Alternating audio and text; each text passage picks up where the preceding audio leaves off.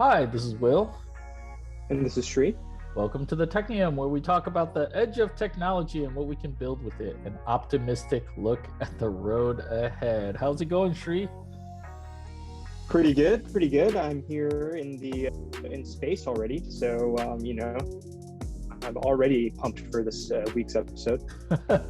Which is good because we are on episode 10, technically the end of season 1. And so for those of you that are listening, we're going to be taking a quick break to bookend our season. And so we will be back in a few weeks, not too long, promise, under a month. So we will be back with our low production values but high value content.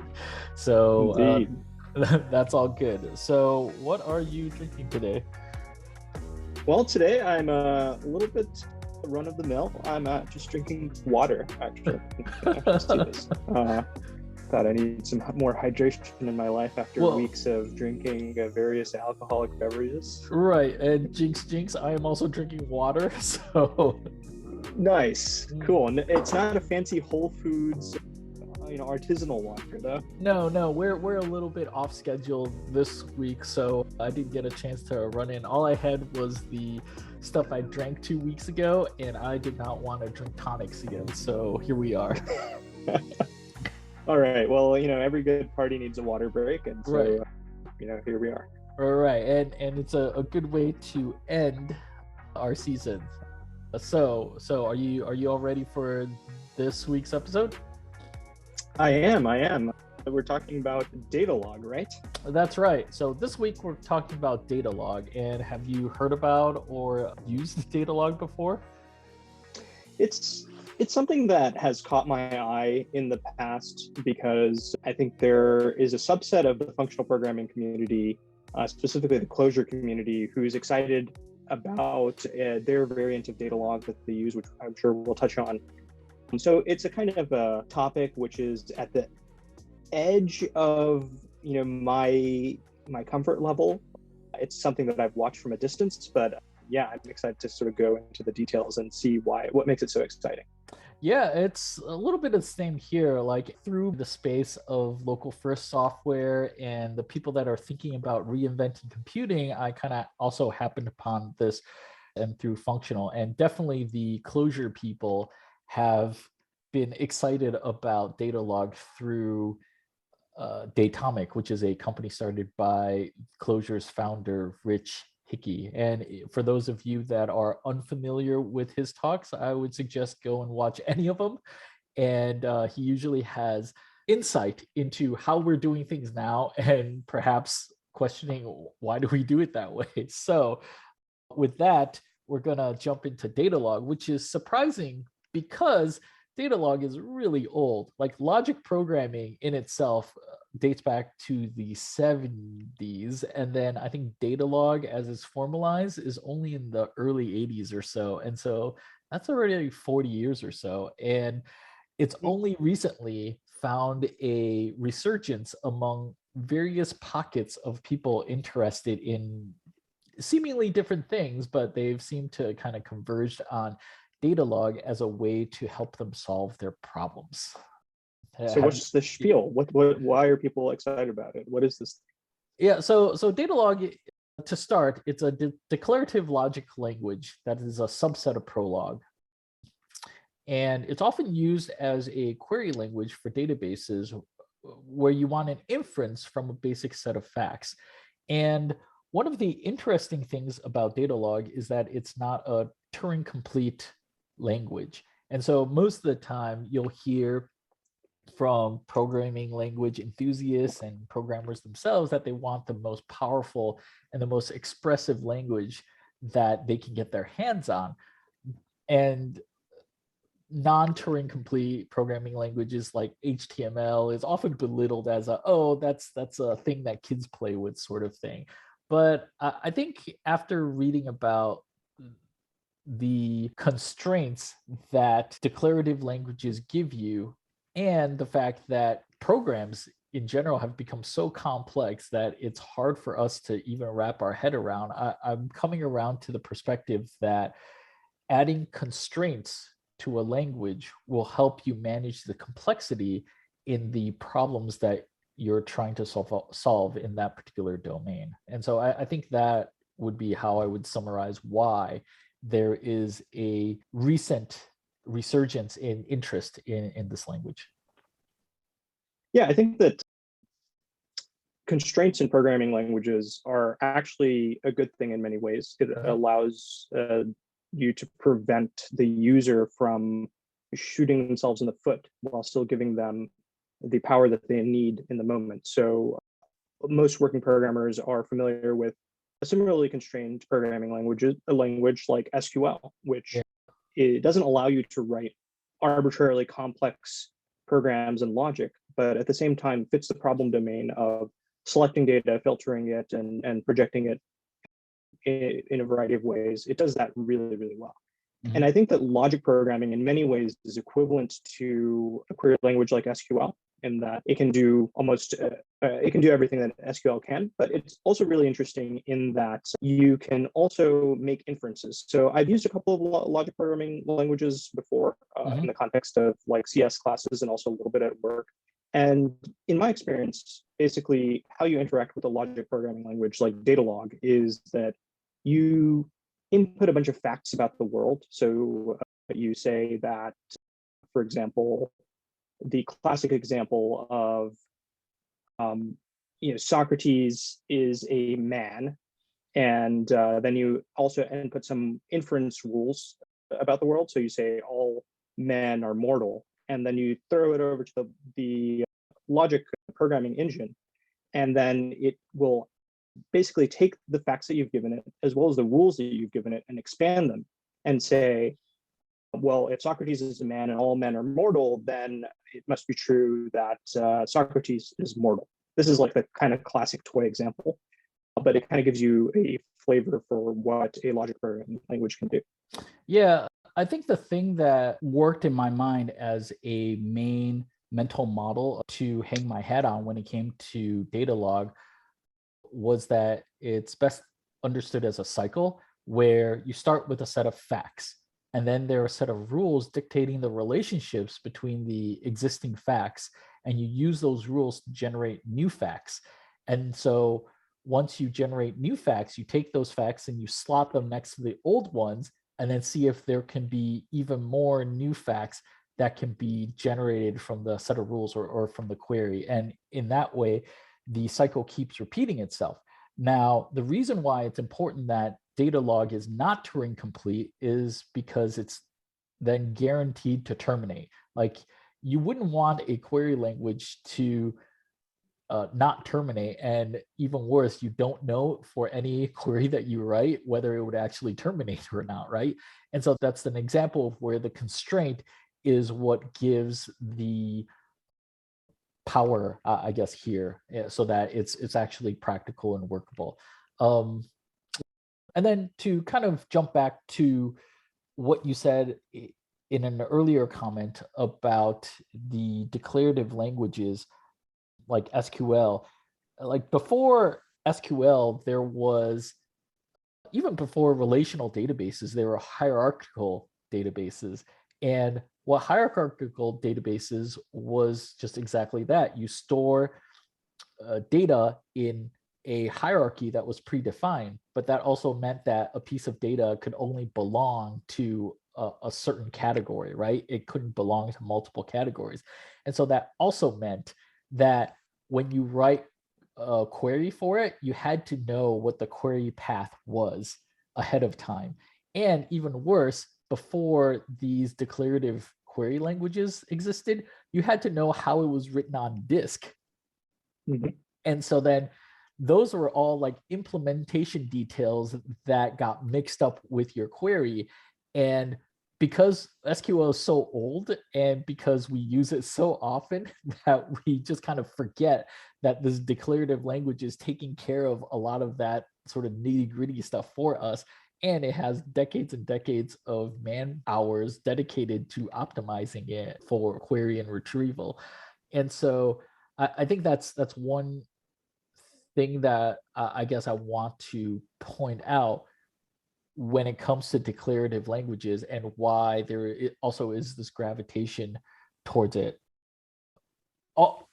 And also, that's to say you need the right building blocks, obviously, right? If you have the wrong building blocks, people feel like they're hemmed in and then they need like an escape hatch for it, and they'll abandon it.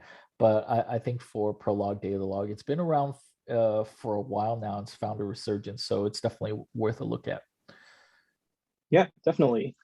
I think that, yeah, once you have a problem which fits a well-optimized domain, for example, searching a database, for example, you're better off using a constrained language that informs an engine or a solver to do the heavy lifting for you rather than writing the solution in a completely general purpose language. This is why we have databases and why you use SQL.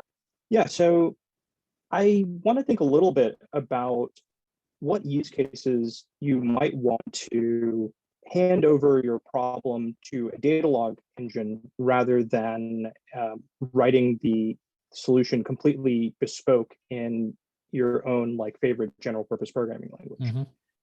And I think that there are a couple of things come to mind. So in many large companies, you interact with these things called knowledge graphs, which are basically a set of facts about the world that you've kind of curated.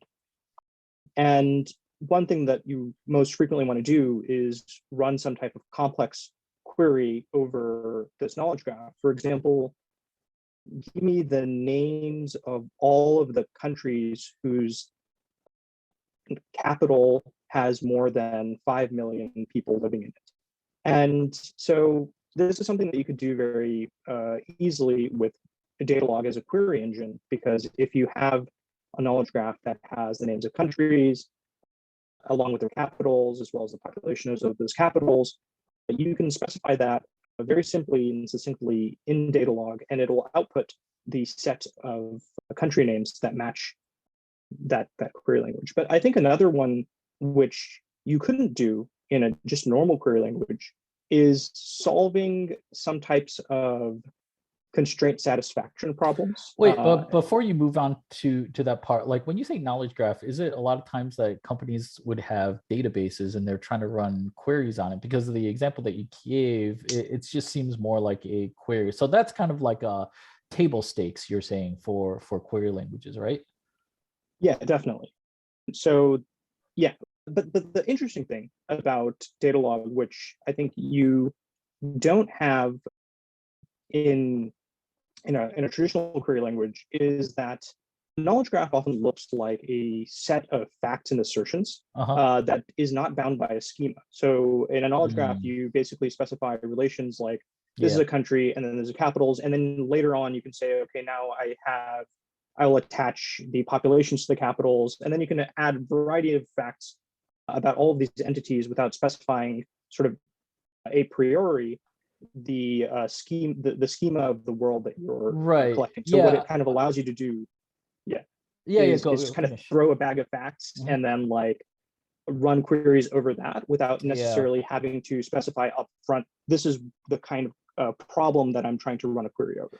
Yeah, because I was going to say that it really depends on the type of data that your domain is in, because I've worked on ones where it's pretty well contained by relations, and so it's like half hierarchical, half relational, but because you have the ORM, it's really easy to run the query because you kind of know the path and the relations. But on the other hand, I've worked on data sets in which every table seemed connected to every other one for some reason or another. It's just the data is very interconnected. And as a result, the queries just looked more like graphs where you could take arbitrary paths, and sometimes you might get used to one more than the other because one is indexed and the other one isn't, or for whatever reason. And so I guess I'm just piling on to say, oh, okay, yeah, I can see that. And so for data that tends to be more interconnected, and hence the word knowledge graph, then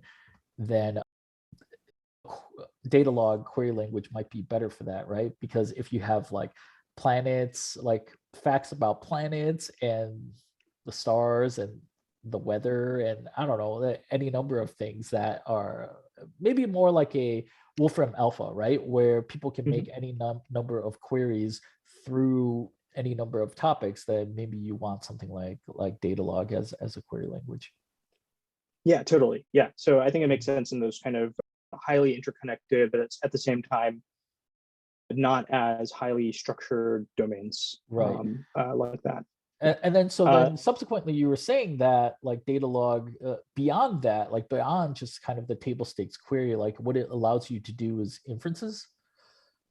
yeah, basically. So, I'm sure many of our listeners, or maybe even like the both of us, have like worked on various logic puzzles where you're trying to find a solution within a set of constraints. Yeah. And so you might have things like there's like a sort of classic setup where you're painting houses in a row on like of a neighborhood, and it has some rules, like your HOA says that no two Oh, I houses see. adjacent Yeah, to yeah, each yeah, yeah, other yeah. can Constraints. have the same color.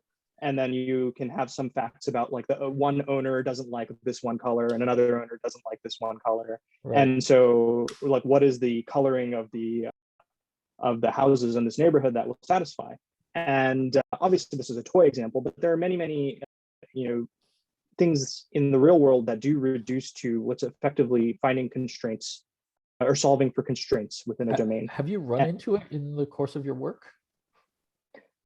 yeah, actually, I have run into them. It's hard to name like very specific ones in a general purpose like podcast, but yes, there are times where I have had to solve this kind of things, and I Oh, didn't have data log.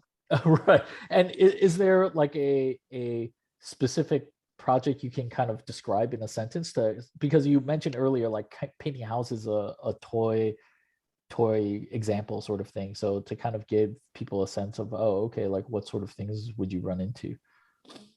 Yeah, I mean, I guess I'll give you a high level summary. So Yes, basically, by all there are means, high some type level. of yeah. So basically, it was a type of like infrastructure team where we were trying to allocate what kind of jobs would run on some different types of Ah, servers, and there was I some see. constraint like this Right. thing needed high memory and the other one couldn't run on the same like server as another one because they both were high bandwidth applications, and so we just Mm-mm. basically had to allocate these different things, Yeah, that makes and a lot of so sense, because like the system that you have is resource source constrained, and then you have all these jobs that want access to these resources, and based on whatever you set up, like it's a way to, I guess, effectively schedule the jobs, or at least like monitor them so that the state of the entire system is stable, right? yeah, basically. So I think there are definitely those cases, but yeah, so I think I don't think that this is an everyday problem that working programmers are going to encounter all the time. But I think what's interesting about logic programming and Datalog specifically is that rather than simply querying over the facts you already know, you can give it facts and you can give it constraints or rules about the world, and then hand it over to the engine. And like you said, it goes through this loop of saying, here's what I know and here's what I can infer. And it'll just do this and do this and do this until it converges on a set of facts that it can infer, the set of facts that it can infer from its input, Right. which is oftentimes a solution that you didn't know previously. Right, it's the maximal set of facts that it can infer given the original set of facts and the rules and the query that you gave it. And so because Datalog is not Turing complete, I think specifically it doesn't allow negation in the rule body, and it doesn't allow recursion, that it'll actually terminate. And so somewhere in that set of new facts, you can find something that wouldn't have you would have found it very difficult as a human to kind of figure out that the inference, and this is why we build these like inference engines, right? And so Yeah. what's a typical example of this sort of thing? I only have one in my mind right now, unless you have like a good one. I do have one that actually is a better example of a project I've worked on that could have benefited from Datalog. Uh-huh. Oh, go. Yeah, so I mean, I think just briefly, like I was working on a project that was basically trying to do chemical discovery, synthesizing chemicals from some input chemicals. And then basically what we had was we had some input chemicals that we had on hand, and then a huge knowledge bank of chemical reactions that exist in the world, which we've mined from some academic papers. Right. And basically we rewrote this system that then recursively applied these chemical reactions until it gave us the set of chemicals that we could generate from our input chemicals. And we didn't use Datalog, we didn't use logic programming, but it fits really well into this model, again, making use of the fact that you can throw facts and you can make it do inferences. I can see this being useful for kind of all types of search problems, and specifically in the case of my project, the search of drugs and synthetic chemicals. So well, one, it sounds like it really works well when you understand the relationships between the facts. Like you already have the rules in mind, or you can like work it out, right? But if you, for problems in which you aren't really sure what the relationships are or what the rules even are, then this is not the way to go. That's probably correct, right? Yeah, I think so. Yeah. Yeah. And then second of all, did you guys end up rolling your own inference engine? Because that seems to be quite a, I don't know, it depends. Like, is it a lot of work? It wasn't a lot of work, but it ended up being a lot of code for what ultimately you could have gotten for free using this kind of inference engine. It's kind of like rolling your own database. Like you can sort of write your own key value store pretty simply, right. But then like anything beyond that, you should really ask yourself, why are you just not using the off-the-shelf thing? Right. The decades of man hours is spent on all the different edge cases, right? You definitely, like, once you read some of the basics of database, you're like, oh, okay, it's actually conceptually relatively simple, but it's all the devil's in the details there. And so I imagine it's the same with these constraint satisfaction problems and the logic programming languages that are tailored to solve them. Because effectively, constraint satisfaction, if you can describe the problem as a graph problem, is effectively a graph search problem, right? Yeah. So then, yeah, I think one of the things that when we were pre-gaming this episode, we were talking about how it would have been nice if something like Datalog was embedded in mainstream programming languages so that you don't have to write and implement your own constraint solver or even like graph search if you can like phrase it in this declarative way, right? And so I haven't seen anything like that. Have you? I think the closest that I've seen is the Clojure community and their use of Datomic, which is their Datalog variant. Because the cool thing about Lisp is that you can use the macro system and many other powerful features of Lisp in order to basically have embedded domain-specific languages within your larger Lisp programs. And that's effectively what I see the Clojure community doing, is that Clojure is a general purpose programming language. It's Turing complete, and it can do many, many things. But when you start wanting to do these types of queries or inferences, and the task at hand lends itself to logic programming, then you can sort of drop into this domain-specific language without switching to an entirely different language. That's just the flexibility that Lisp gives you. And so I don't know if this idea can expand to other languages beyond Lisp. Maybe there are many languages that we touched on in our functional programming everywhere episode, where many, many languages are getting functional programming concepts like macros and first class functions. So maybe you could see this kind of idea coming to JavaScript, maybe, where you could have a little embedded domain-specific language within JavaScript. Right, and an that npm does data log. module that pulls in like 30, I don't know, 30 gigs or something like that of modules. But it doesn't have to be Yeah. the case.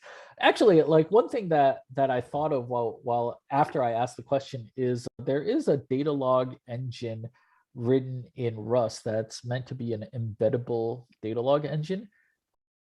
And so I think it's because originally the Rust team was going to use differential data flow for their borrow checker, but ended up backing out of it and they ended up using this embeddable data log engine in Rust. And because Rust is pretty compatible with C as like a foreign function interface, it can kind of mimic that. It should be portable across a lot of different languages. So that might be interesting project to just kind of glue it together so that you have many different wrappers for different languages on top of this embeddable data log engine written in Rust, which is called Data Frog, for lack of a better name, I guess. Yeah, I think that would be interesting. I think that one of the reasons why people don't use Datalog is that you're not going to write your entire company's code base in a language like Datalog. Well, first of all, you can't. But so it would be nice to kind of dip your toes in when you need, and then kind of back out to something more general purpose as needed. Yeah, as an aside, I really wish that languages had this like interconnectedness or functionality where you can escape out, and because a lot of languages let you escape out into the underlying languages, like for example, like I think C and Rust lets you write a little bit of assembly when you want to.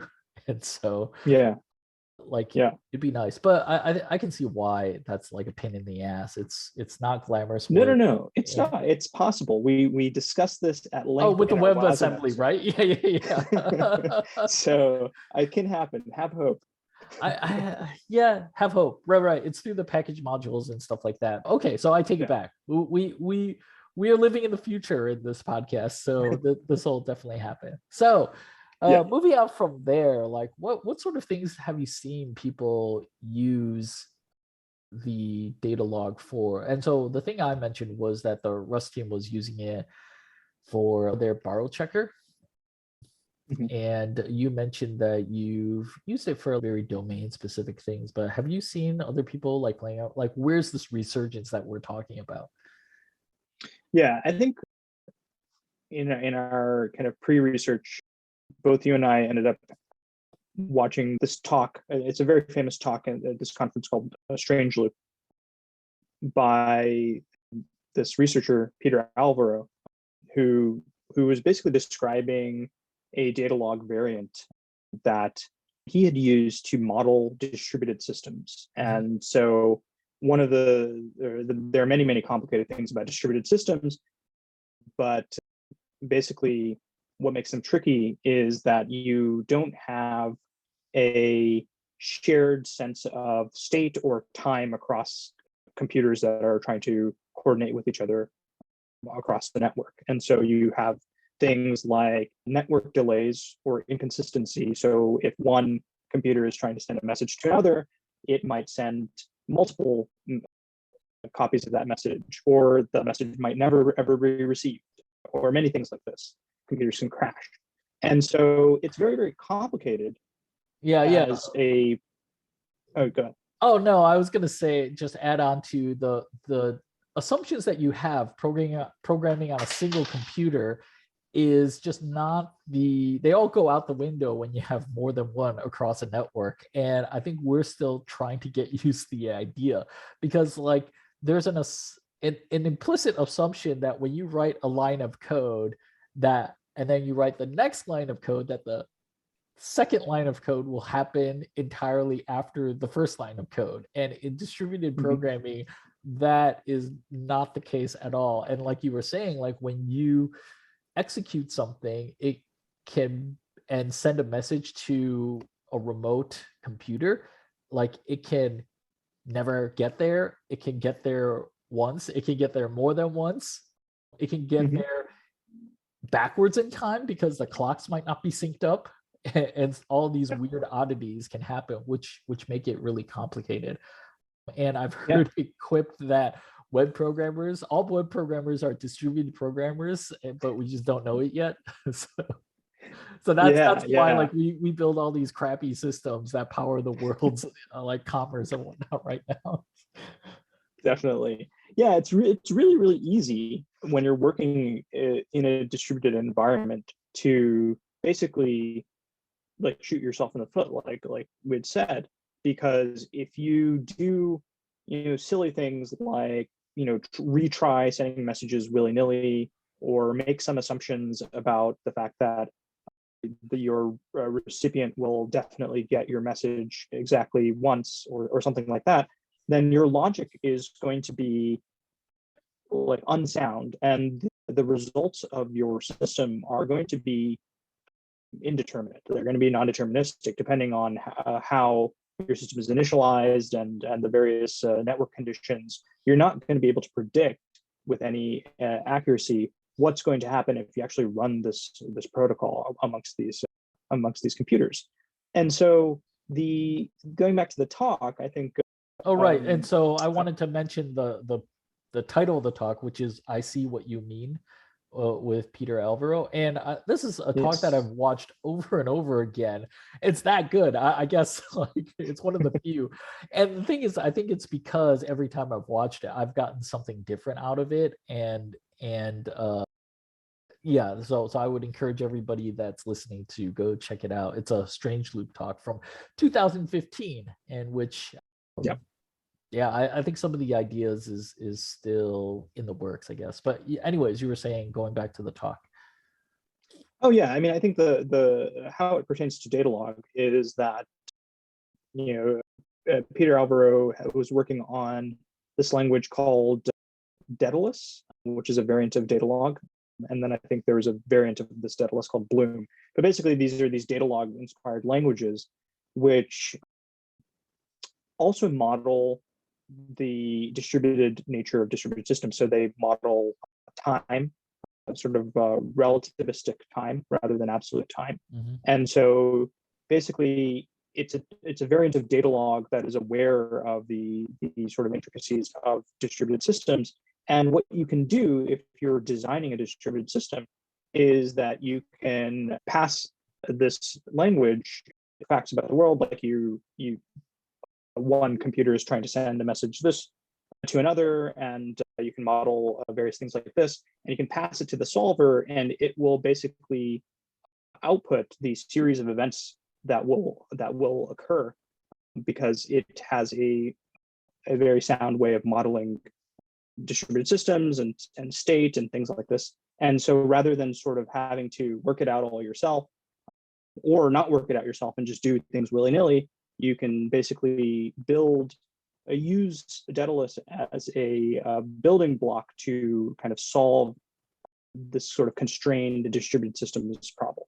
Yeah, because like what I found really interesting about Bloom and Daedalus is that they make time explicit. Like they reify time, because like I said earlier about programming single computers, is that there's an implicit time component to it, that first one line executes and then another line of code executes. There's an implicit aspect of time, but in Daedalus and in Bloom, you have to explicitly put in a time component. They make it explicit so that way you are able to talk about it as a first class member in the language, right? And so that was one thing that was pretty interesting. And I guess the other is that when you talk about events, just to make it concrete, like when you have multiple computers connected across a network, they don't know what the other one knows. So you have to send messages to the other one. And because of that, and because the network is unreliable in all sorts of different ways that I think our listeners are familiar with, like it is a problem for programming. And so what Bloom allows you to do is you set up the conditions of the protocol, or like whatever you're trying to achieve, through the coordination of these computers. but you want to make it in a way where even though the network is unreliable, and even though packages and messages can get garbled, sent, not sent, or sent to the past because the clocks are synced or whatever, that you can still wrangle that into a behavior for the entire system where it achieves that coordination that you're looking for. Yeah, definitely.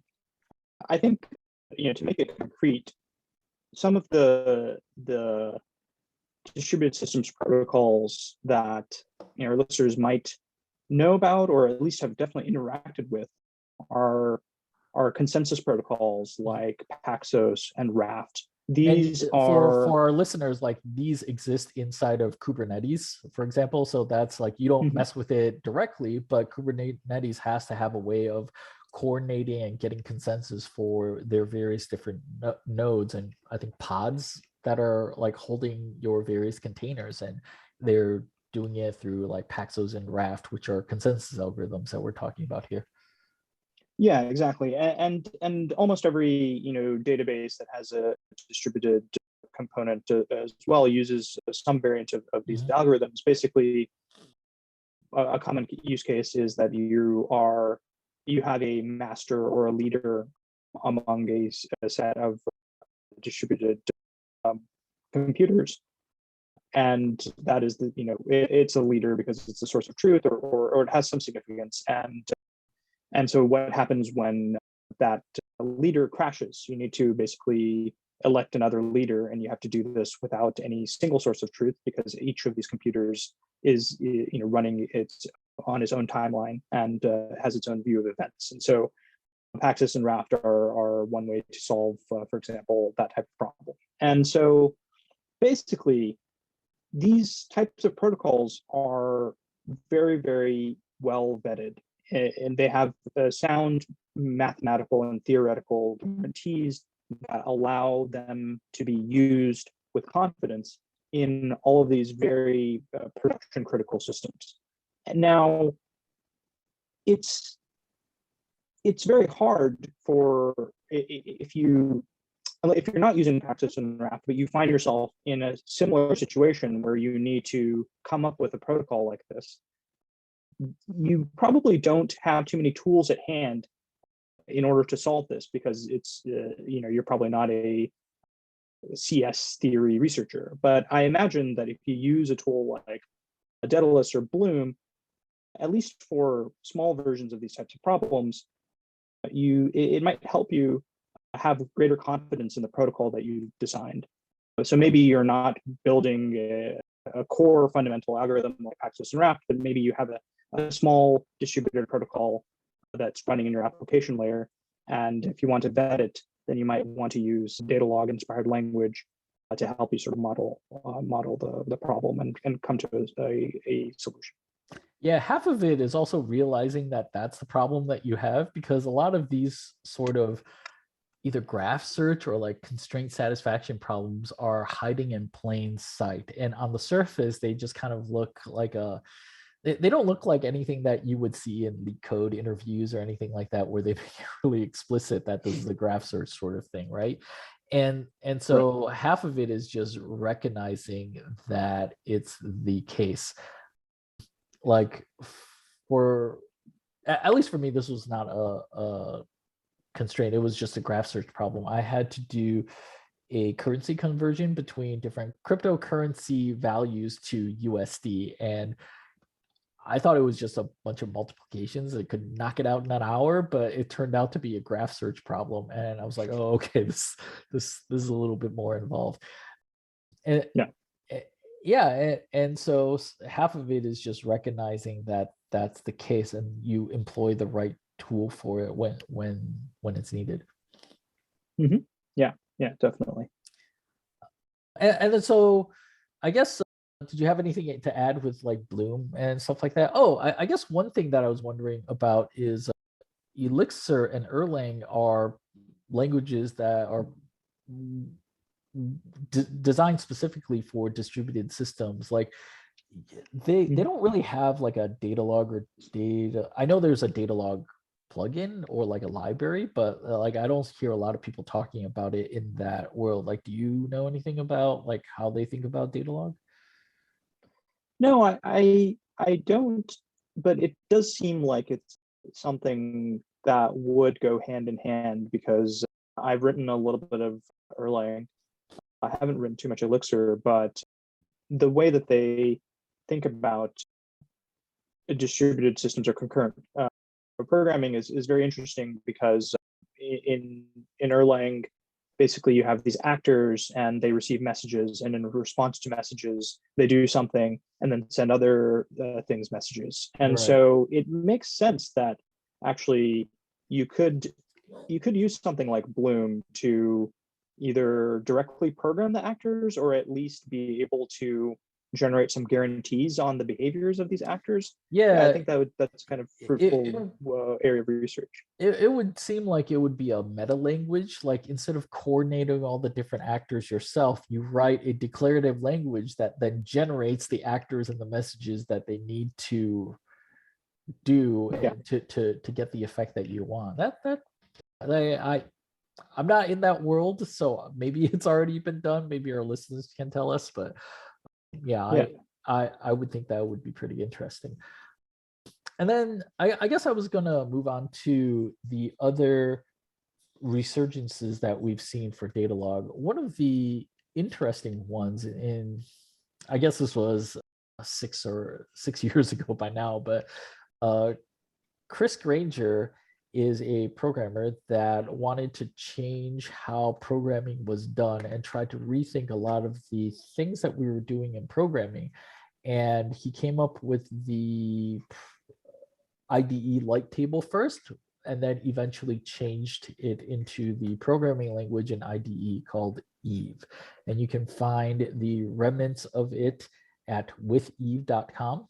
And so since then, he's moved on because I think the project has failed, but I think there have been a lot of interesting ideas in Eve itself. And one of the things that I didn't realize about Eve was that it was actually Datalog inspired language.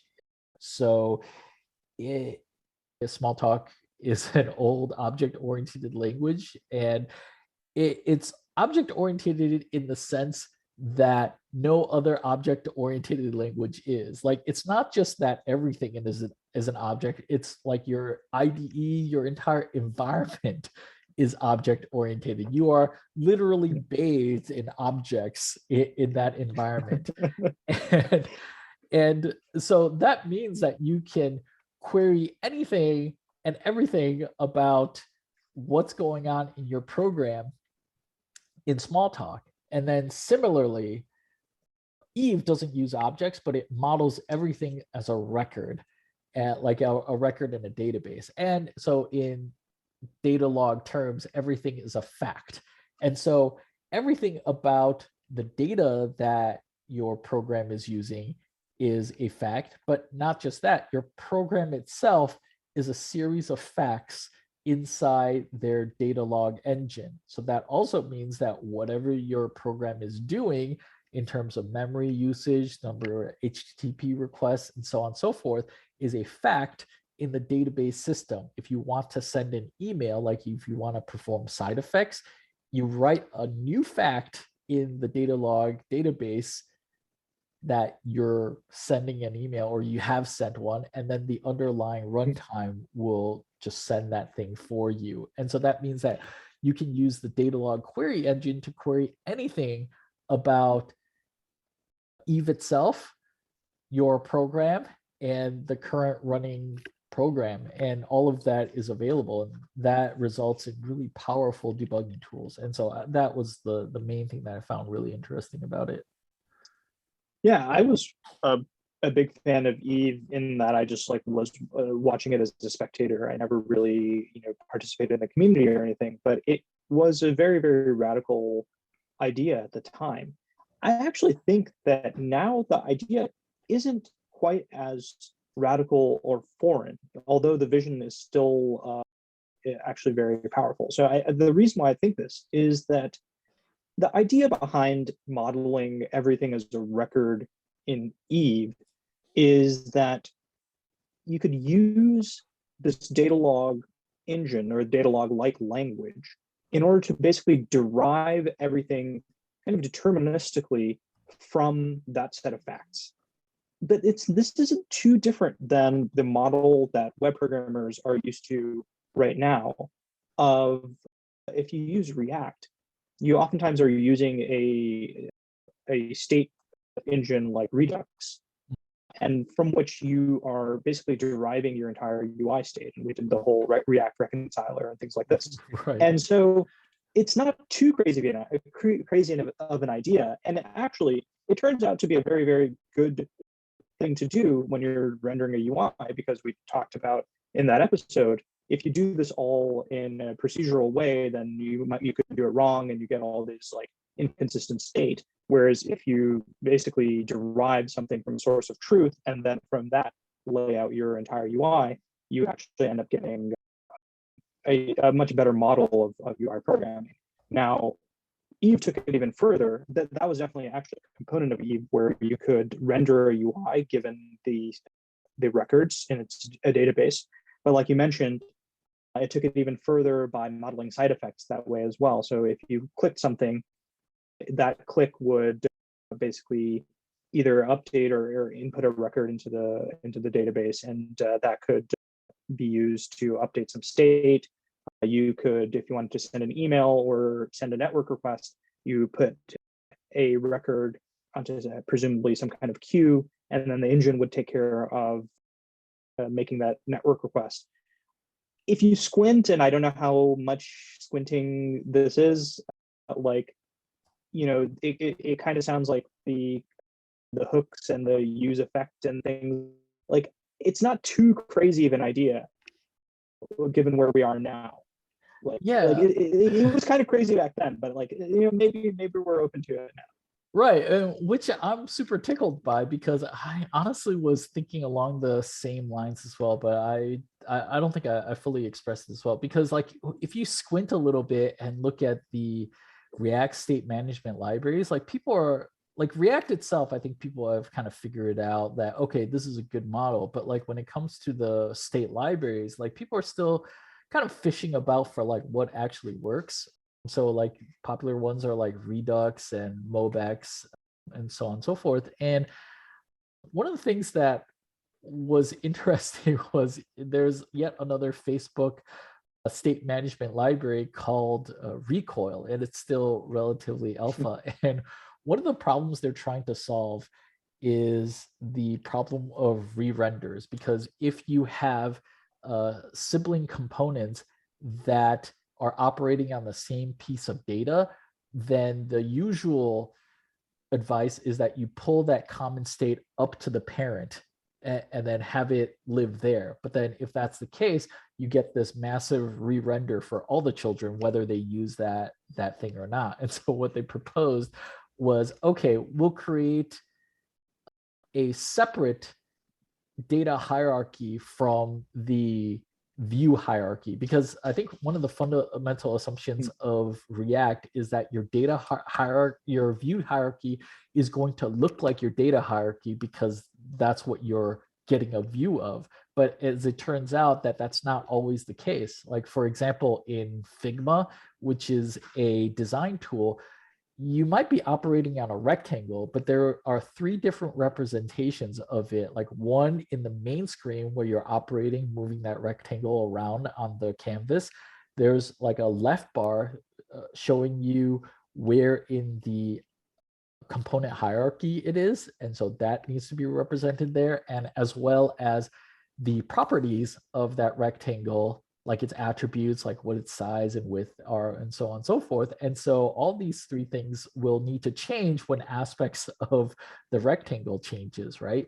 And so that's a very intuitive application view of the data, where the view doesn't really quite match up to the shape of the data. And so what they suggested was, okay, we'll just create a separate data hierarchy with a specific way to query it that doesn't match the view, so it's independent, and then so you won't get this re-render sort of thing. And when I saw that, I was like, oh, like if you squint, that kind of looks like like you need Datalog here, like some sort of like query engine for that. And so that's why it tickles me so much that you also kind of came to this conclusion, I guess, independent of me, and also like on the fly in a podcast. So kudos to Yeah, you. yeah. I mean, I think that, there are a lot of similarities, and I think,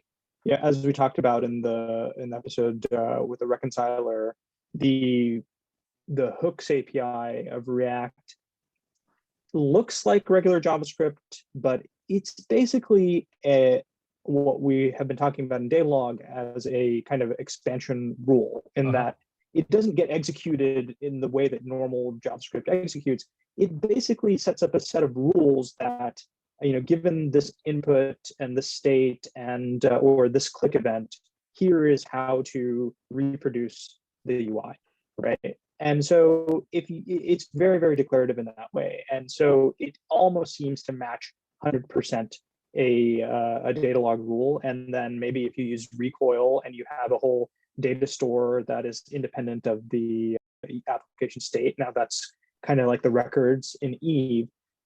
And obviously Eve takes us further in this small talk way, because the whole basically programming environment is modeled all the way down in this way, and it allows you to do things like inspect the state of the world that you're running in, and all of these interesting things that you can do in Smalltalk. But at least maybe the combination of recoil and hooks like takes you, I don't know, 80% of the way there to what Eve was doing.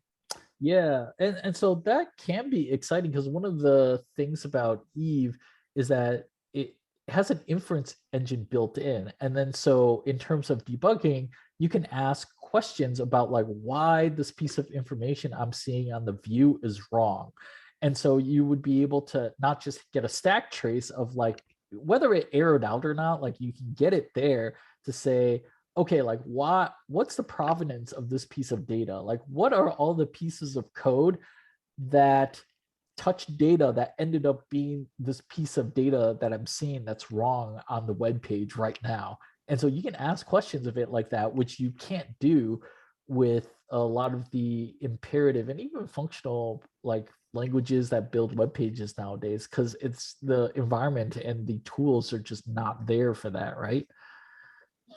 Yeah, definitely. I think that type of inspectability is, it's getting better in on the web, but I think it's getting better because of browser vendors making their inspector tools better and better. But I think that the idea in Eve was that it was exposed, the fundamentals and the primitives were exposed such that you didn't need to wait for anybody's permission in order to have this kind of powerful inspector tools. You could build them yourself by directly inspecting the system that you're working on, which is a very, again, small talk way of looking at your programming environment.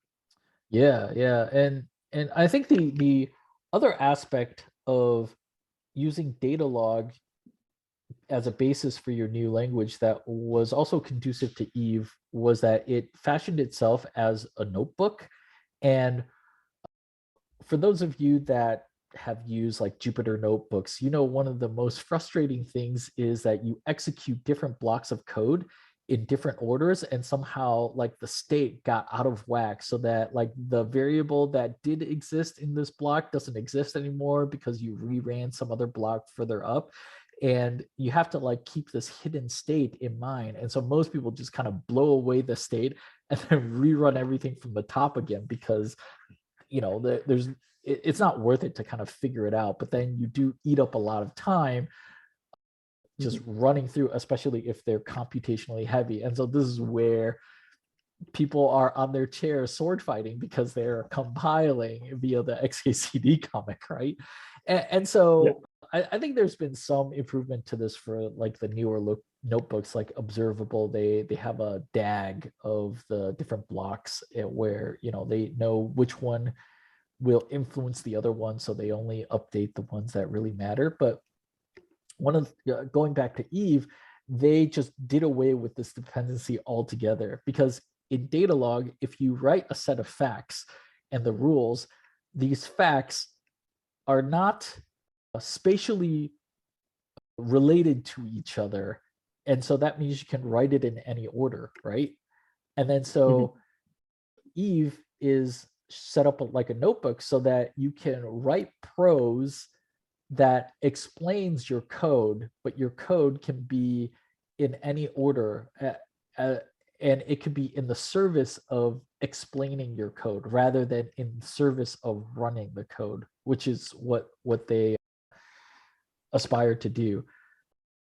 But I think sadly, at the end of the day, I don't think it got a lot of pickup. People were excited about it, but I thought like there wasn't a lot of pickup on it. I think because one of the things that I don't think their team did really well was just explaining the programming model behind it. Because I like without that background on Datalog and the cycle of you have a set of facts and some rules and everything is a record, like I couldn't really figure out how to get from the list of commands to whatever I wanted to do, right? Like whatever task that I set out to do, because I had no mental model for it.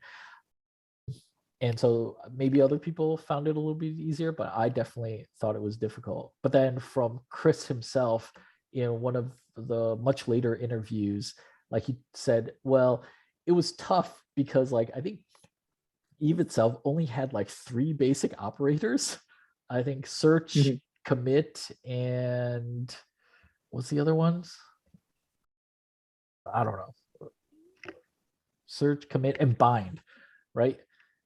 And so it makes sense if you understand everything is a record, because search is like a query, you search for the record, and commit is like you write the new fact, like whatever you're like committing, and then bind is like binding to like whatever view, like you're inserting the value in a template of some sort, and so that's like a bind of some sort, right?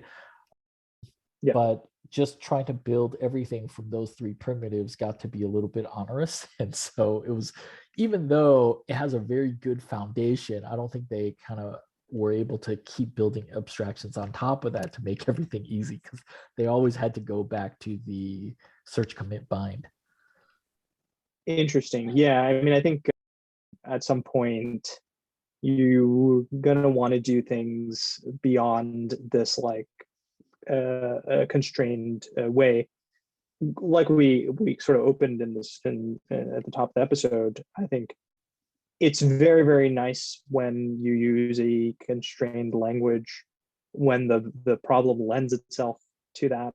Then it gets frustrating really fast when you want to do anything else outside of that. Right. And so maybe they ran into that sort of that duality.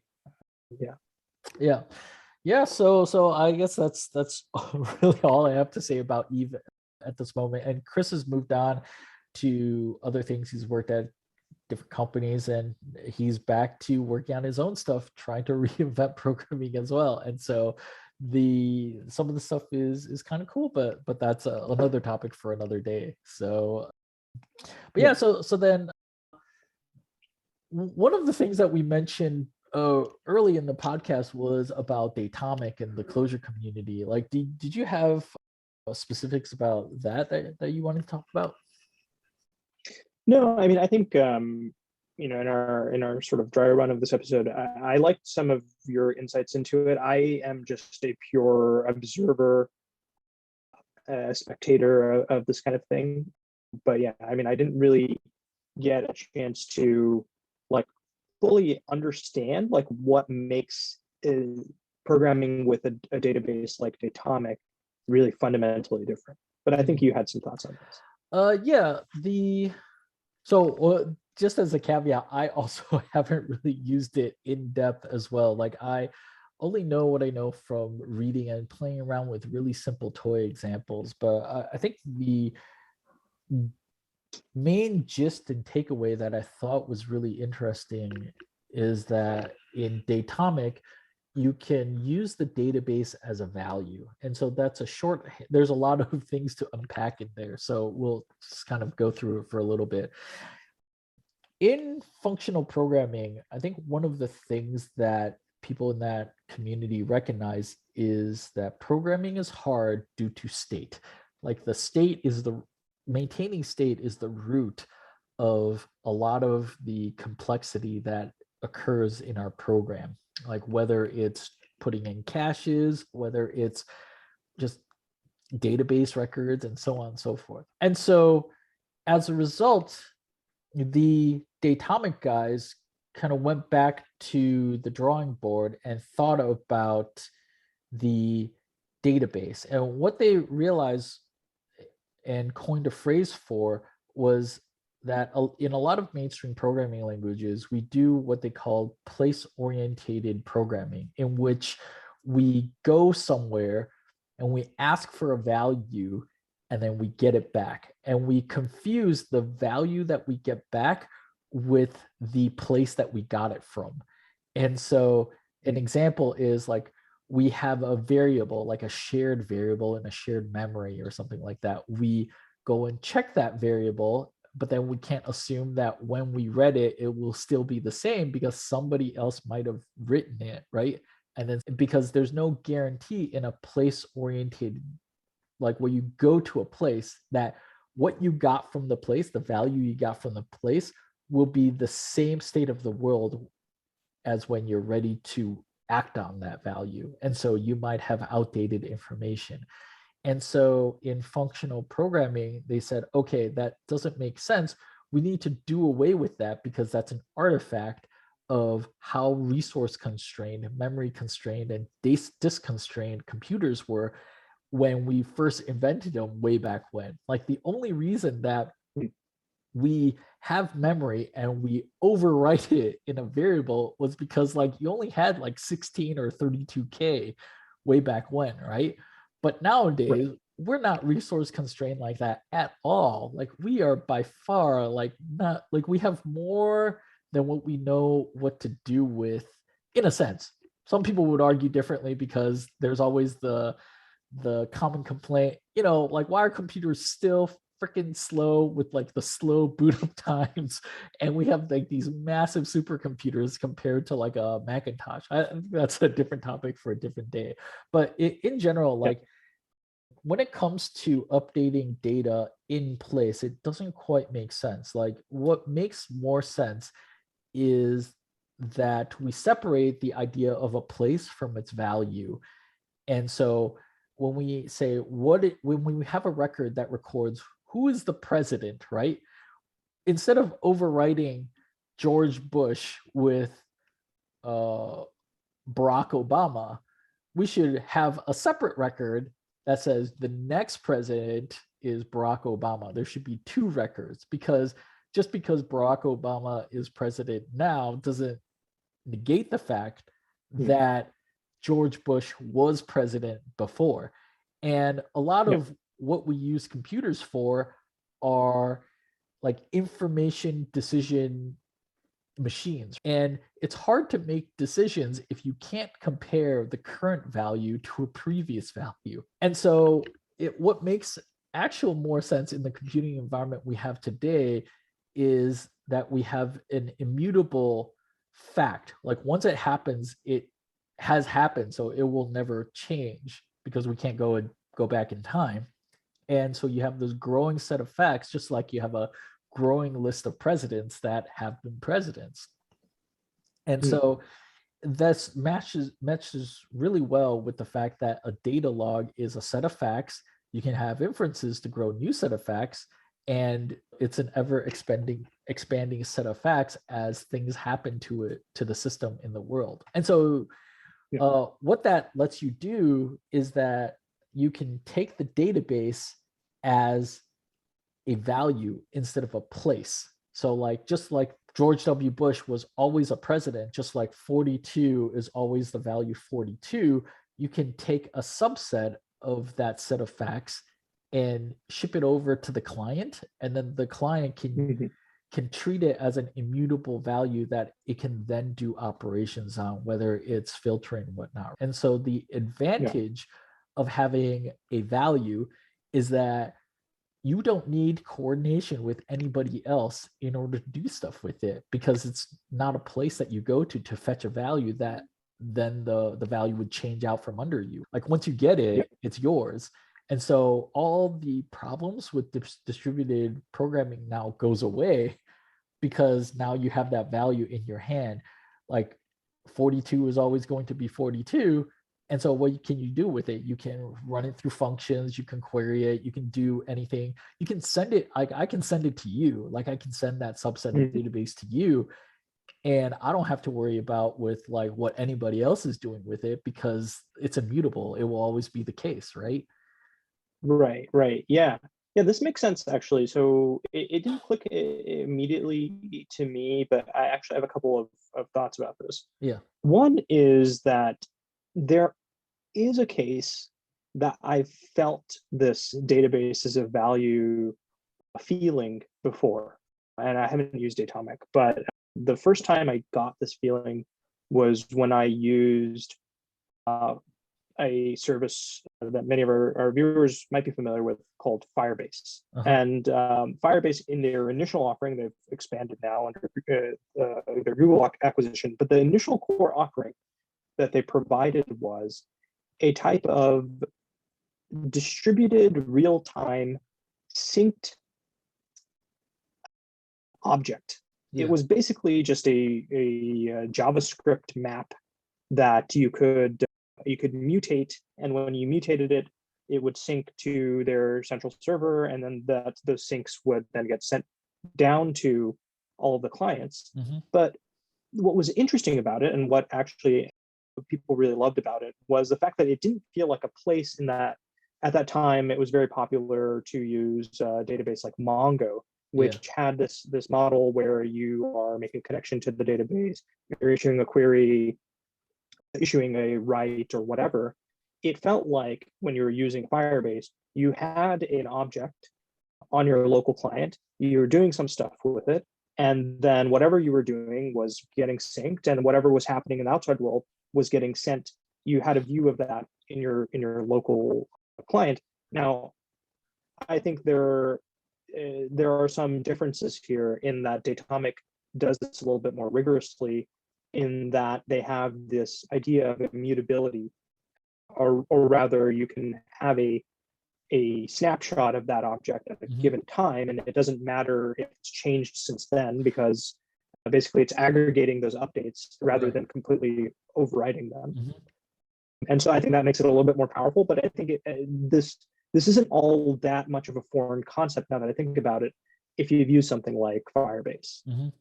Yeah, like the feeling, the feeling is much different. Like it's not like you feel like you're going somewhere else and getting something. You have something in which you operate on it, and like you get that spooky distant action at a distance, because like you've basically delegated those side effects to the runtime. And so you just operate on like the pieces of data that you want, and then the sync is taken care of, and you just use whatever you have. And then anything new that comes in, like Firebase, I think the sync goes the other way too, right?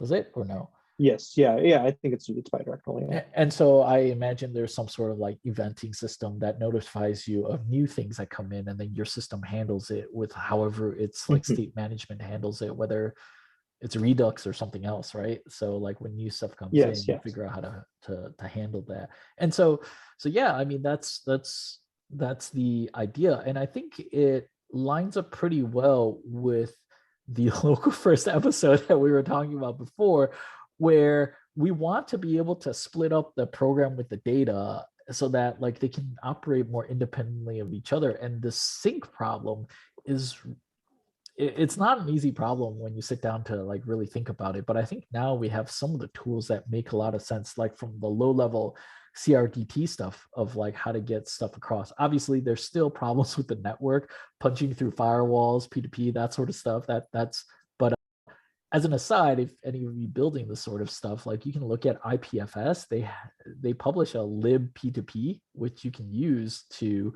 like punch through firewalls and stuff like that. That's a library you can use. But like, so we have the low level stuff, the CRDTs on top, as well as kind of this higher level declarative language to operate on data as it's being synced in the background. I think like all the pieces are there for something really interesting as a tool. And it seems like a lot of people miss Firebase as it was. And Yeah. so that might be an opportunity for you guys out there. And so I think half the time when we talk about things, we're like, oh my God, this is such an exciting thing. Maybe we should go build it. And inevitably we're like, we have another podcast to do. Yeah, we're too busy making podcasts to actually Right. do things in the world, but maybe Right. some of you listeners can go do this. Right. And so along with Datomic, there's a JavaScript library called DataScript that is compatible with Datomic. And the author of DataScript writes a lot of blog posts, and some of which are targeted towards this thought of this kind of offline web, or like this partial, where you can take partial views of data locally, and you should check it out. And so the author of DataScript is Nikita Tonsky. And he wrote 2 articles, which I thought were pretty insightful, which is The Web After Tomorrow and Software Disenchantment. And I encourage you guys to go look at it. It's a couple of years old by now. And so I think I don't know that we're moving there, but maybe slowly. So all the pieces are there. Check it out. It kind of talks about some of the things that we're talking about here. Yeah, So it's definitely yeah. a cool little niche. A lot of people are very committed to this idea. Obviously, very, very heavyweight, like intellectual energy is powering, Datomic and the Clojure community. So yeah, I think like if you want a little glimpse of the future, like as we do, and if you're listening to this podcast, yeah, definitely do go check that out. Yeah, and if you're like so down on crypto that you need some other some other place with intellectual, because crypto does have a lot of like technically hard stuff underneath, but if you're opposed to that for any number of reasons, I encourage you to go look at this stuff instead. Yeah. So then what about the second and third order effects? Like, let's say the things that are available to Firebase are like widely available and people are used to the idea. Like, what sort of things like would occur? Like what, or like maybe like what other application, also what other applications could you use this for that we currently aren't seeing, but it seems like a good fit? Yeah, I think that as we were taking this tour through the Datalog and its friends in its various incarnations, my mind went back to our favorite villain in this podcast, the Jamstack, and serverless. Like I think this guy, crops up every once in a while, and we always say, yeah, how shitty it is. But we've brought up this idea a couple of times of the fact that if you're doing this serverless computing, what's really lacking is that, I don't know, it's all just a variety of disparate functions that you're writing, like individual little Lambda functions. There's no real framework or mental model of how you're going to tie this together. And so maybe it's fine if you're building a very small web app, but as soon as you're building a very, very complex, system of, something reacting to an event queue, something sending emails, something having side effects, all of the stuff, what you're quickly going to need is a framework or coordination layer. Now, what's interesting about Datalog and logic programming is that it kind of lends itself to this kind of sort of unstructured environment in the same way that Eve models it, in that you don't have to worry about how things are getting done. You don't have to worry about the exact mechanics of things. Basically, if you write a series of rules in response to this fact, this thing must be true. Like if I get this type of HTTP request, then I will send this email, and you sort of all model this in this Datalog way. Then maybe you can just write serverless programs that work by the fact that Datalog works. Yeah, it's kind of like the feel when you get, like, I did a tiny bit of like serverless programming. It just feels really laborious. I think part of it is the round time to the remote servers to like deploy or run things, but also that the unit of computation that you're using functions like normally on your local machine, because it's so fast, it's good, right?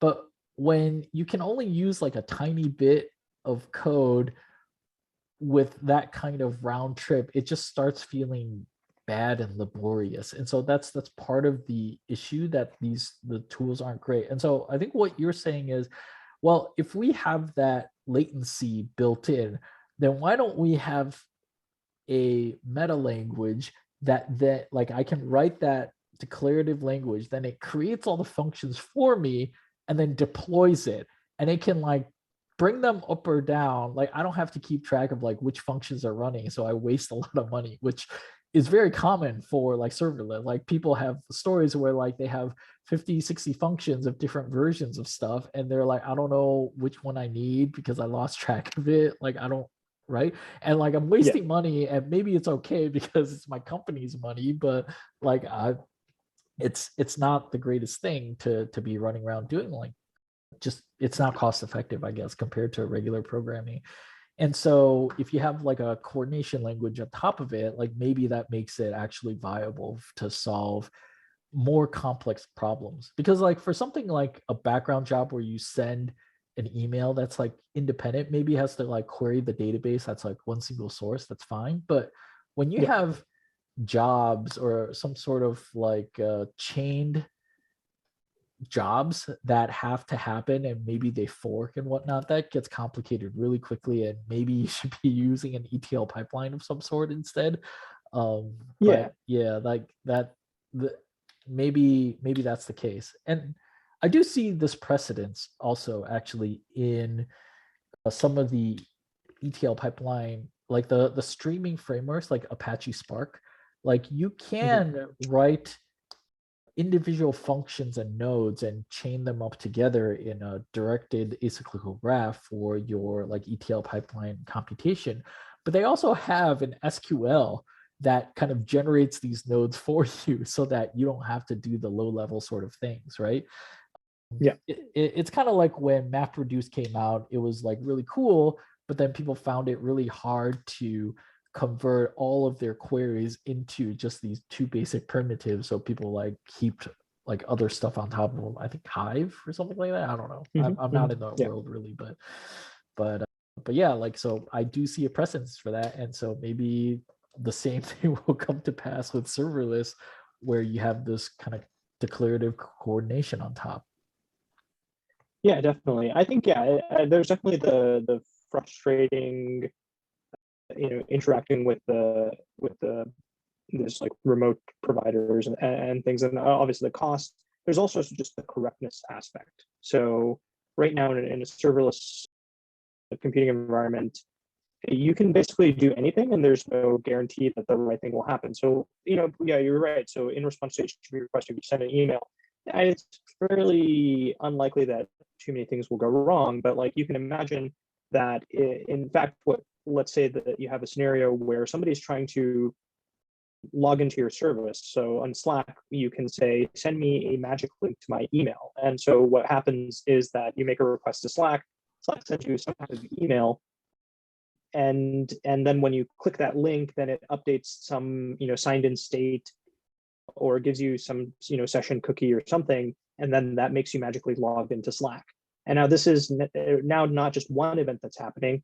It's sort of you do something, Slack does something, you do something, Slack does something, and it's updating a database, or it's updating an authentication layer, and many things are happening. Now imagine you're trying to do this in serverless. You could have these functions all independently doing the right thing, and maybe you can even unit test them and make sure that each of them individually is doing the right thing. But how do you know it in the end it's actually going to do the thing that you think it's going to do? It's sort of, you can sort of trust it, or you can say, I'm going to use a declarative language that, for the same reasons you might use Blue, right? Like Yeah. you recognize that you need a solver or a engine that provides you some type of coordination, some type of guarantees. so that you have confidence, okay, if all these things happen, then this is the outcome that will happen. Yeah. Yeah. So that seems to be a fruitful direction to go. Like I don't have anything else to add to that. I was gonna move on to something else, but like, do Yeah. you? I guess you had the last word, and since I don't have any last words, um, the one other thing. I guess we always move to games, but maybe because I pay attention to the space. One of the things that I was thinking about was for systemic games, but like it's one of those things where like maybe I'm over applying it, but maybe you can tell me like what you think. Do What's a you know? systemic game? Yeah, so a systemic game is a game in which the designers purposely put together the individual parts, but the effect of these individual parts is greater than what they intended. And so a good example is uh, Zelda Breath of the Wild on the Nintendo Switch. And one of the things that was very good about the game is that Zelda went back to their roots. The original inspiration for Legend of Zelda, the Nintendo version, was when the guy as a kid was wandering through his backyard. You know, he had a huge backyard, and so there was forests and caves that he could explore, and so kind of that sense of exploration and wonder. And so in order to induce that kind of feeling in the player, you need to have more of an open world in which you can go anywhere, do anything, experiment with stuff. But those kind of games are often harder to design. If any of you have ever played the really old text adventure games where like you describe like where you are, like Zork, I think is the first one, and then you have to type Yeah. like pick up axe, and then it just tells you you can't pick up axe because like the designer didn't intend anybody to do that, so it becomes really frustrating. Those kinds of games are hard to design. Systemic games are in which like you have various elements and they take into consideration that there's a giant matrix of interactions that you can do to have an effect, and those compose together. And so they may not have to name every effect, but they name the rules of which like these things interact with each other. Well, no, so I think, our super fans will recall that in the React Reconciler episode, we did touch upon a systemic game, Dwarf Fortress. Right. I think it would count under this, where it has many different systems and subsystems that model things like cats walking around and alcohol poisoning. And we told a funny story about the interaction between these two. But yeah, I mean, I think that, yes, I see what you mean by That's a systemic game. throwback to So this current episode. that's right. Self-reference is inception. Right. Yes. Yeah, and so I think in Nintendo usually doesn't give talks about their methods and methodology. They're really secretive about like how they design games, with good reason. I mean, they do have a secret sauce, but in one of the GDC talks, they talk about like how they thought about it. One was that games have a physics engine in which they they simulate like what happens when there's an input and output for different physical things. But for like the systemic parts of Breath of the Wild, they came up with a chemistry engine. But like a physics engine, it's kind of like it's not real physics. It's like physics to be believable enough in a game. It's the same with the chemistry engine. And a lot of it is just like what happens when you take two things that are made out of different materials and you do put them together, right? What are the rules for that? And so like I think basic rules are like there's a material and like some sort of effect like fire. So you have wood and fire, wind, water, or something like that. And so when you combine them together, what are the effects? And so they would like write these rules out. And so that then when a player happens upon like an org campsite or anything like that, they can have any number of possibilities for them to problem solve. They can like try to light their arrow on fire and shoot the barrel of explosives next to the campsite to blow it up. They can they can like use magnetism or electricity to like shoot a metal box towards a boulder that then rolls down and kills the campsite, that Yeah. sort of thing, Yeah. right? And Yes. so a lot of these things are as a result of this like chemistry engine. And so I'm pretty sure they did not use Datalog because they didn't mention anything about it. But I really do wonder if like a Datalog engine would be a really good fit here for these type of systemic games. So Okay, so yeah, let me try to connect a few dots here. So what I hear you saying is a systemic game has these different systems, maybe chemistry system, physics system, whatever, biology, yeah, et cetera, that have a set of rules by which they operate. yeah, And you have basically sets of facts about the world. So you say that here's an arrow is made out of wood, right. blah, blah, blah, blah, blah. You can light it on And fire, right? so it's therefore you want to light it on fire. So that your Yeah. end goal is that you want to have a realistic model of the world so that if something is made out of wood, you can light it on fire. Mhm. And ideally, what you want is that anything made of wood can be lit on fire, whether or not the programmers explicitly, went through all the objects in the world and said this thing is, able to light on fire. This thing is able Yeah, to light on fire. right, right, So you right. kind of want to make these inferences in the way that we were talking about with Datalog, where ideally you throw a bunch of facts about the world and you throw a bunch of rules that the game designers have designed. Yeah, And then from there, you kind of get these emergent scenarios that emerge from the set of facts right. and the rules. Yeah, yeah, yeah, yeah. That's exactly it. And so like maybe, but like I don't Yeah. write games. I don't know a lot of people that do. I only just kind of follow it. And so it's one of those patterns that I recognize. And so I really do wonder. So if there are any game developers out there,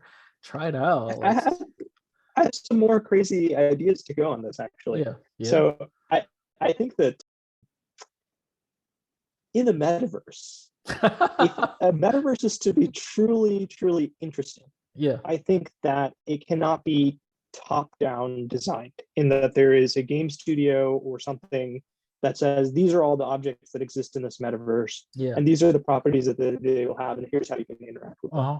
I think for it to be fundamentally interesting, just like in the real world, you should be able to take the primitives of the world and as an end user be able to combine them in interesting ways. So you can take raw materials and craft things, you can invent things that didn't exist before. And so I think that it's possible that in the metaverse, you're going to have to introduce some type of end user program now, and also make use of these emergent effects. Now, how would you do this? Because in the metaverse, again, this is an open world. It's ideally open to anyone to participate. How can you make it so that people can specify the behaviors of new objects that they've introduced? How can they imbue objects in this world with magic? Well, a good way to do this would be to constrain what they can do and not just say, here, like write a JavaScript function for what this like object can do, but Yeah. rather say, maybe write a data log rule that says that, given the properties that this object has, it can now do this thing.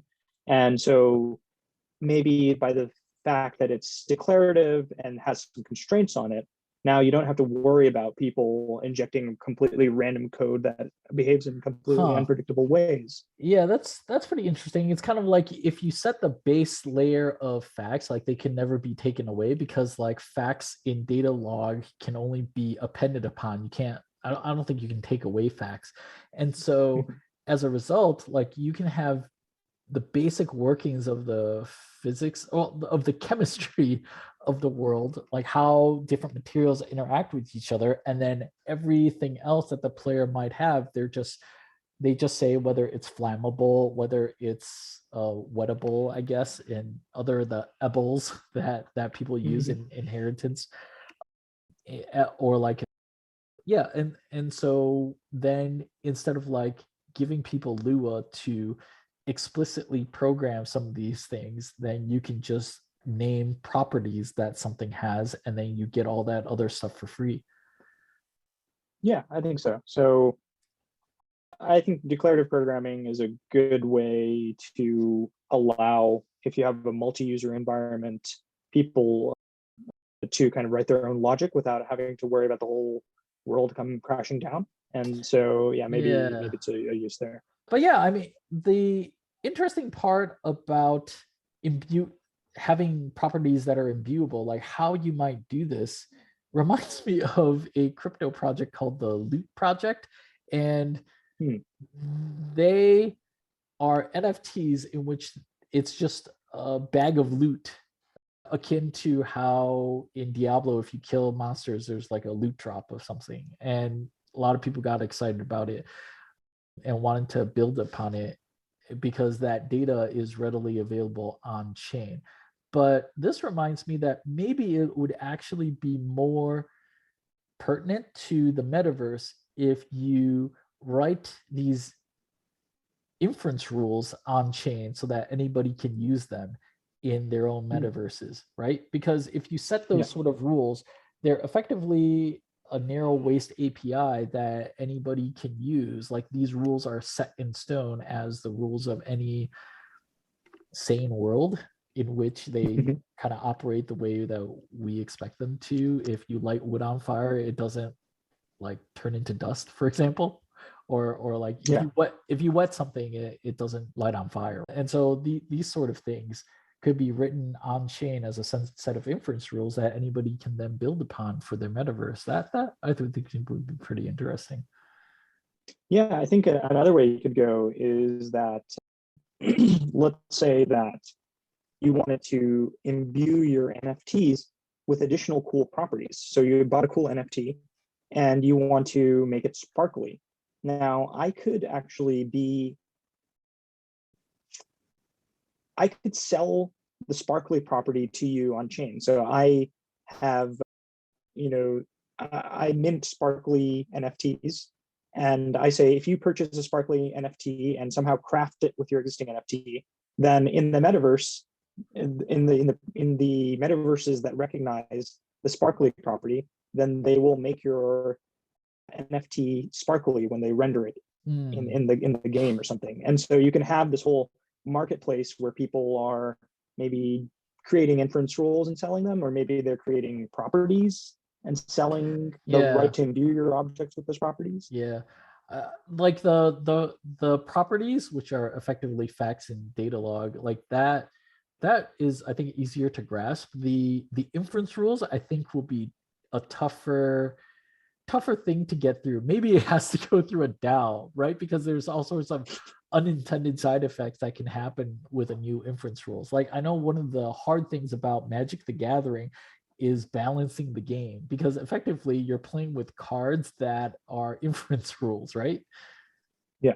And when you have like an overpowered card, it's because it's combined with like some other card that is, it becomes overpowered as well. And so that's why there's certain cards that are disallowed on tournaments, because they make the game trivial. So yeah, like that might be interesting. I can see that, especially if it applies to business as well. I'm not sure exactly like what sort of like properties or rules that business would want, but I can see something,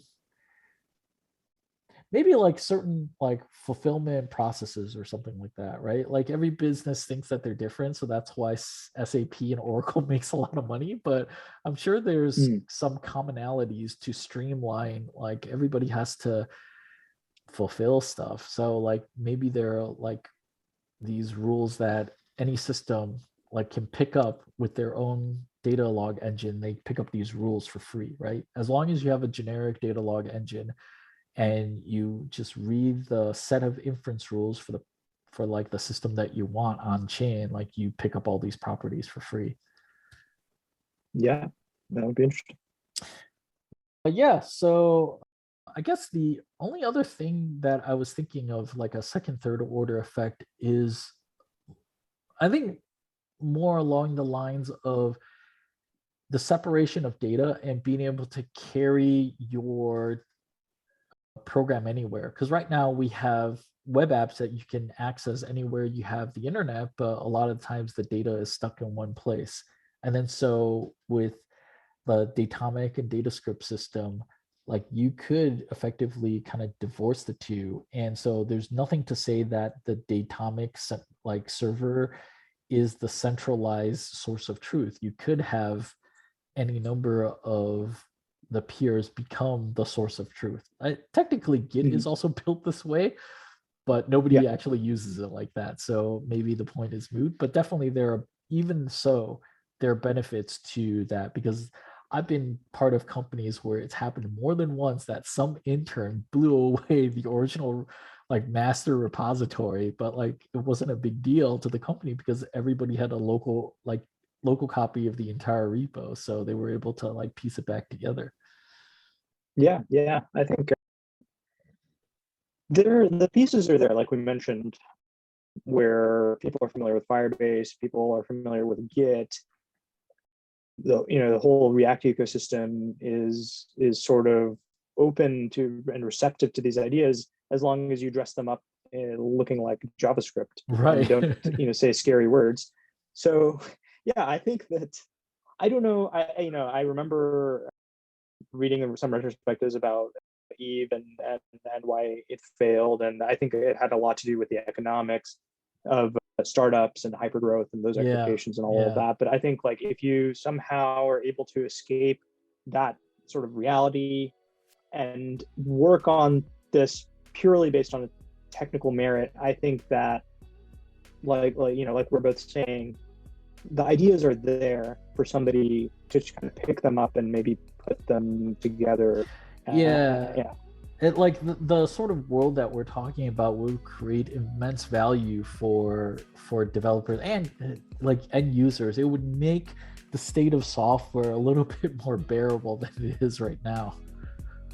Yeah, definitely. So yeah, I don't have too much else. I am like super excited about Datalog and all of its different variants. How about you?